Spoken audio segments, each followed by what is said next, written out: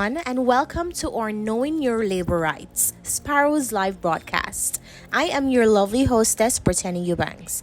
Today, we're going to explore crucial aspects of workplace rights, focusing on key legislations such as the sick leave policy, maternity leave policy, and Labor Relations and Industrial Dispute Act. Get ready to gain insights that will empower you to navigate your professional journey with confidence and awareness. Now, let's dive into the essential details of these vital labor rights topics. The next speaker you will be hearing from is no other than the beautiful Christina Barnett. She will be speaking on the Jamaica Labor Relations Code. We will be right back after our short break.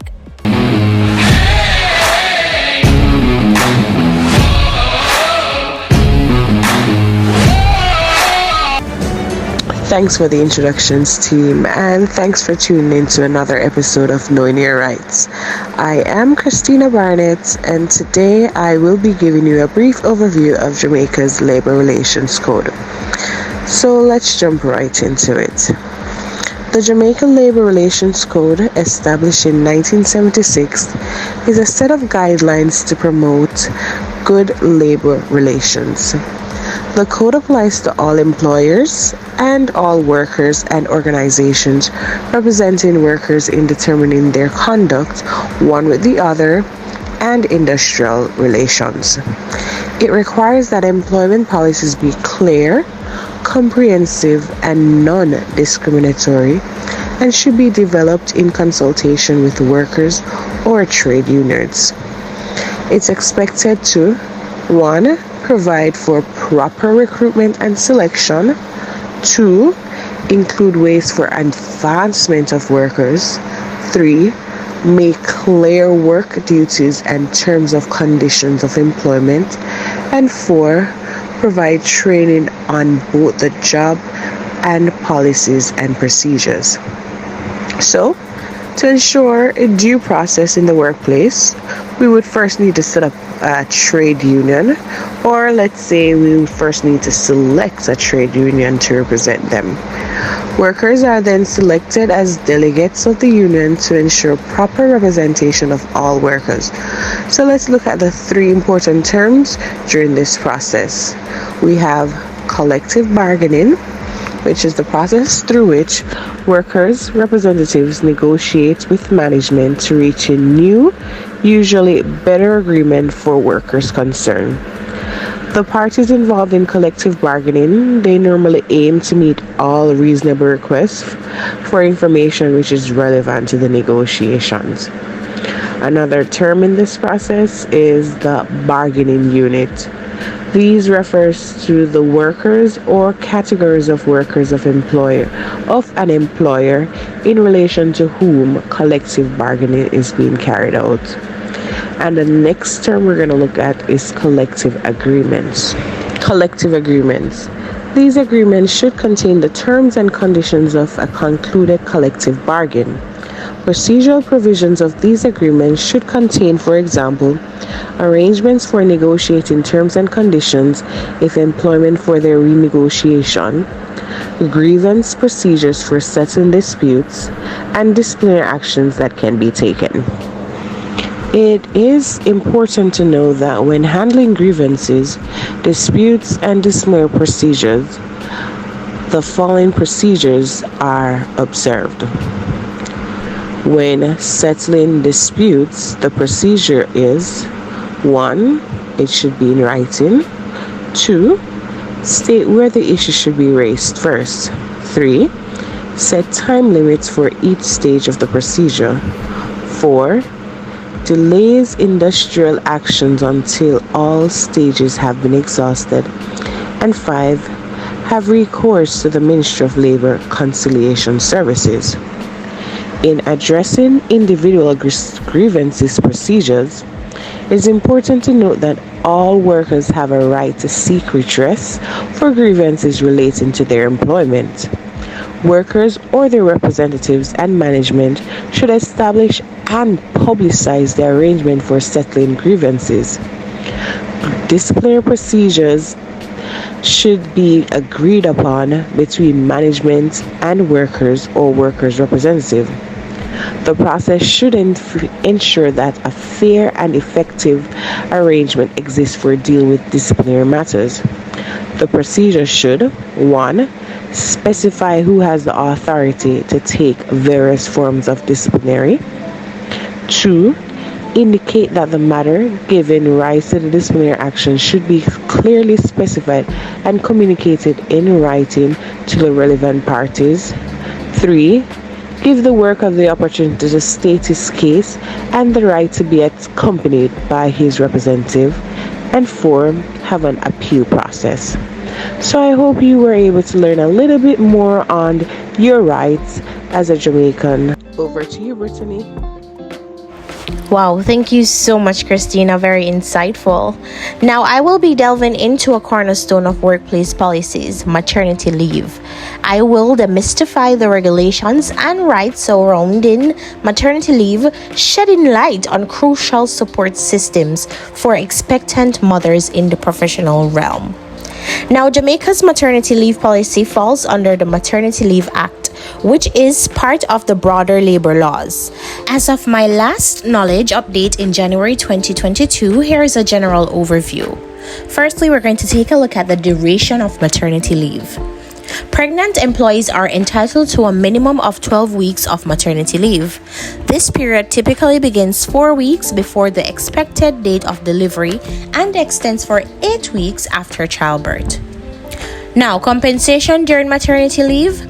During maternity leave, employees are entitled to receive maternity allowance, which is typically a percentage of their average weekly earnings. The specific details of this allowance may vary based on the company, based on wherever you're employed. All right, now we are going to take a look at the eligibility criteria. To qualify for maternity leave, an employee usually needs to have been employed for a certain duration with the same employer. For some, it's up to a year of employment. We're going to take a look at notification requirements. Now, employees are generally required to provide notice to their employer about their pregnancy and the intended date for maternity leave. We're going to look at protection against dismissal. Pregnant employees are protected against dismissal during the maternity leave period. And of course, going off on maternity, having your bouncy baby boy or girl, of course, we're going to talk about the return to work. Now, after maternity leave, employees are entitled to return to their previous position or a suitable alternative position, and they should not be subjected to any unfavorable treatment due to taking maternity leave. Now, of course, we're going to take a look at your health and safety. Now, pregnant employees are entitled to certain health and safety protections in the workplace. It is very important to note that labor laws and policies can be subject to changes, and there may have been updates or amendments since my last knowledge update in January 2022. Now, just to summarize, maternity leave is a period of absence from work granted to expectant or new mothers around the time of childbirth. It is designed to provide female employees with time to recover from childbirth, bond with their newborns, and attend to the initial needs of their growing families. The duration and terms of maternity leave can vary widely across organizations, often governed by labor laws or company policies. During this time, some jurisdictions or companies may provide maternity pay or allowances to support the financial well-being of the employee during her leave. I hope the information provided on the Jamaica's maternity leave policy was helpful. Now, without further ado, let's welcome Professor Dalen Palmer, who will guide us through the intricacies of the sick leave policy. Stay tuned for valuable insights after this short break. Thirsty? Lemon, lemon, lemon. Lemon, lemon, lemon. Oh my God! Hey!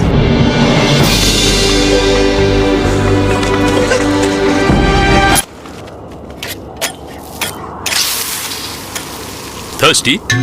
Lemon, lemon, lemon. Thank you, Brittany. That was some insightful information regarding maternity leave of pay and the labor law that governs it. Now, I'll be looking at 8 labor laws that governs sick leave with pay. Now, the first one that I'll be looking at is qualifying period. Now, employees are typically entitled to sick leave with pay after completing a qualifying period, often defined by the employer or specified in an employment contract. This qualifying period may range from a few weeks to several months. So depending on the employer that the employee has, they might stipulate various periods: 3 months, a month, 6 months. The second one that I'll be covering is notification requirements. So employees are generally required to notify their employers promptly when unable to attend work due to illness. Employers may outline specific notification procedures, and adherence to these procedures are typically expected. So within the call center, if an agent is going to be out, they are required to call out at least an hour before their shift has started. The next we'll be looking at is medical certificate. So employers are often have the right to request a medical certificate from a qualified healthcare professional as evidence of the employee's illness. The medical certificate typically includes details such as diagnosis, expected duration of the illness, and the date of examination. Next, we have duration of paid sick leave. Labor laws or company policies may specify the maximum duration of a sick leave that employees are entitled to within a given period, such as a fiscal year. This helps to regulate the usage of sick leave and prevents potential abuse.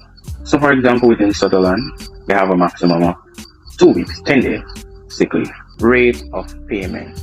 During approved sick leave, employees generally receive their regular wages. The rate of payment is often explicitly defined in employment contract, collective agreement, or is subject to labor law regulation. Next, we have protection from termination. Employees on approved sick leave are typically protected from termination solely based on their illness. This protection ensures job security during the sick leave period, emphasizing the importance of supporting employees during time of health challenges. Next, we have documentation and record keeping. Employers are usually required to maintain accurate records of sick leave, including dates, reason, and any medical certificates provided. Proper documentation is essential for tracking employee absence and ensuring compliance with labor laws. Finally, we have return to work requirements. Employers may have policies or regulations specifying requirements for employees to provide fitness for work certificates prior to returning to work after a period of sick leave. These requirements aim to ensure that employees are fit to resume their duties. From time to time within the BP, agents might be out for a week, and upon returning to work, they would be advised that they would have to provide a fit to work from their doctor before they can actually return to work. In summation, it's crucial for employers and employees to be thoroughly acquainted with the specific provision outlined in the labor laws, employment contracts, and company policies applicable to their workplace. Regular communication and transparency between employers and employees contribute to a fair and equitable implementation of sick leave policies. Now, over to you, Cleon. Excellent job with that presentation there, Daylon. I'm sure we were enlightened. Alright, so my name is Cleon Walters, and I'll be now sharing on the Holiday Leave with Pay, as well as the Labor Relations and Industrial Dispute Act. Alright, so first with the Holiday Leave with Pay. The Jamaica labor laws provide a comprehensive framework for employee rights regarding holiday leave with pay. The following aspects are key elements in these laws. First, leave entitlement. According to the law, every individual who has been in employment for a qualifying period of more than 110 days, either on a full-time, part-time, temporary, or seasonal basis, has the right to a paid holiday leave. Secondly, the duration of the leave. right? The law indicates that after each year of employment, an employee must be granted a minimum of 2 weeks of paid leave. This equals to 10 working days based on the 5-day work week model. The third point is the pay during holiday. During the holiday leave, an employee should continue to receive the same rate of pay as they do during regular work periods. This pay is typically calculated based on the average wage of the employee in the weeks prior to the holiday. The fourth point is the public holidays. In addition to the 2-week leave, there are also several public holidays throughout the year which are not counted as part of the holiday leave. So if an employee is required to work on a public holiday, they should receive payment at an overtime rate, typically 1.5 to 2 times their regular rate of pay.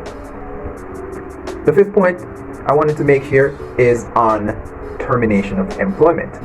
If an employee's contract is terminated before they have taken their full holiday leave, they are entitled to receive pay in lieu of the untaken leave days.